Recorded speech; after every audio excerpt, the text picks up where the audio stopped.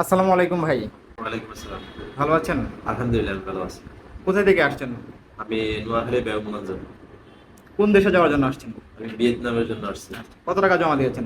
আমি পাসপোর্টের সাথে ৩০,০০০ টাকা জমা দিচ্ছি। এটা তো আপনার পাসপোর্টেই। হ্যাঁ, হ্যাঁ, এটা আমার পাসপোর্ট। সেটা হচ্ছে যে আপনি ওইখানে গিয়ে তারপর দিবেন। তারপরে দেবো। জি।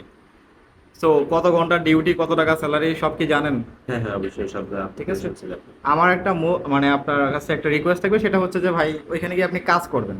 অবশ্যই। আপনি যদি কাজ না করেন সেক্ষেত্রে কিন্তু আমরা আপনার কাজটা করে দিতে পারবো না। হ্যাঁ, আপনার কাজ আপনাকে করা লাগবে। আর হচ্ছে যে যদি আমরা কাজ দিতে না পারি তাহলে সম্পূর্ণ টাকা হচ্ছে যে আপনি ব্যাক করে দিব আমরা। কিন্তু আপনাকে কাজ দিলাম, আপনি কাজ করলেন না, সেক্ষেত্রে কিন্তু কোনো প্রকার টাকা আমরা ব্যাক দিব না আপনাকে। অবশ্যই। ঠিক আছে। আর এটা হচ্ছে 3 মাসের ট্যুরিস্ট ভিসা।